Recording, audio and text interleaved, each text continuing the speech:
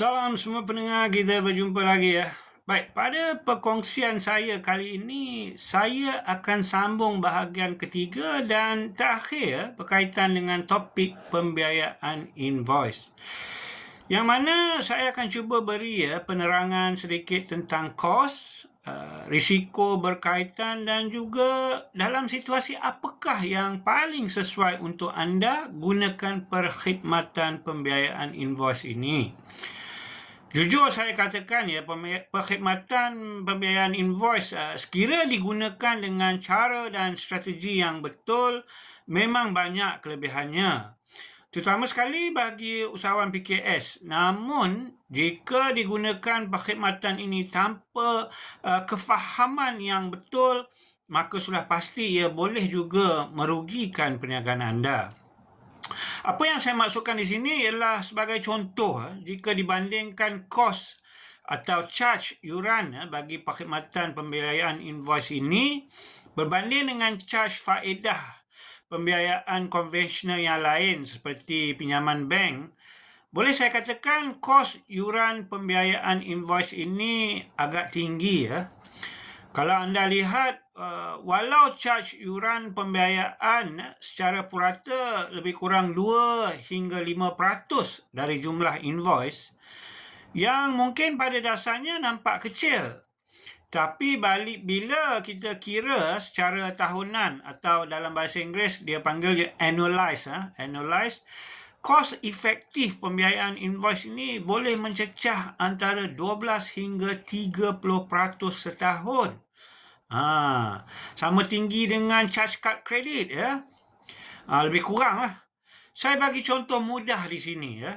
Katakanlah kos untuk pembiayaan invoice sebanyak 100,000 bagi tempoh 60 hari ialah 5% atau RM5,000 lah kan ya.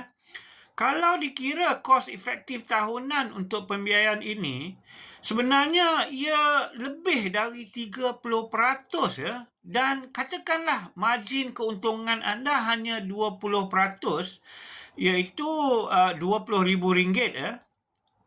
Maka selepas mengambil kira kos pembiayaan RM5,000 ini, margin keuntungan anda akan tinggal hanya lebih kurang 15% sahaja atau RM15,000.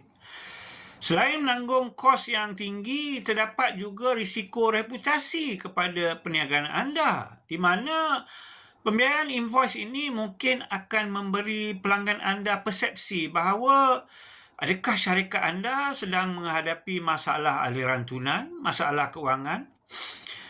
Faktor yang mungkin menyebabkan persepsi ini berlaku ialah kerana komunikasi antara anda dengan pelanggan anda akan berkurangan.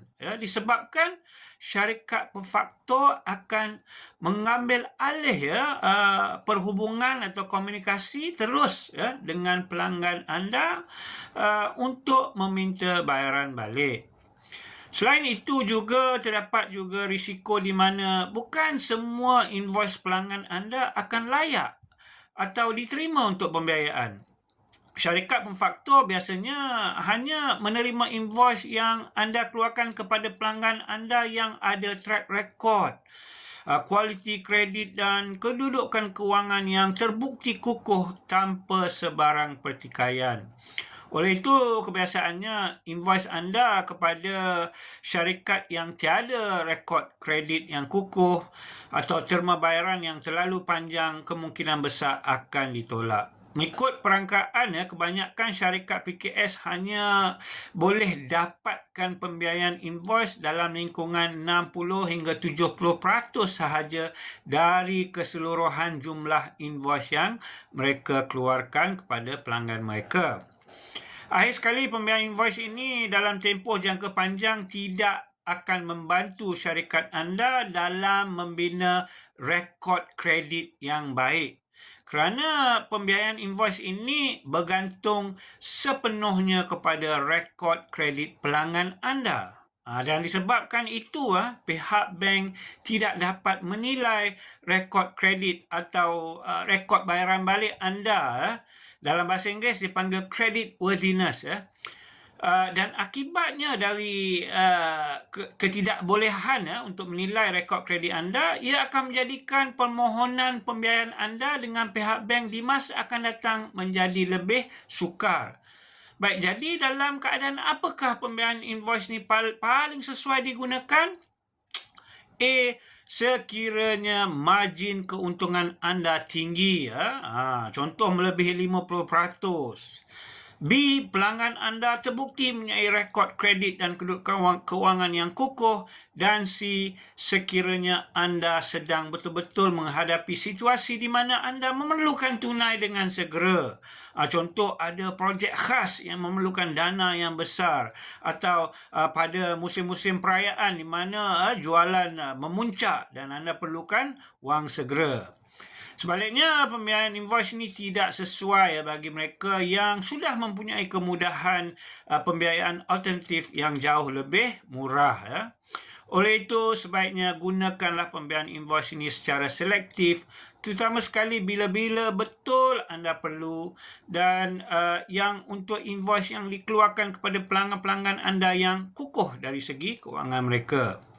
Baik, sampai di sini sahaja perkongsian saya mengenai pembiayaan invoice, dan juga berakhirlah bab strategi pertama dalam pengurusan aliran tunai, iaitu cara-cara mempercepatkan aliran tunai masuk ke dalam perniagaan anda. Pada posting saya yang akan datang, insyaAllah saya akan teruskan perkongsian saya dengan strategi kedua dalam pengurusan aliran tunai, iaitu mengawal dan mengurus aliran tunai keluar pula. Diharap para pendengar nantikan posting saya seterusnya dan terus memberi support supaya channel saya ini dapat memberi manfaat kepada kita semua. Sekian, terima kasih. Jumpa lagi.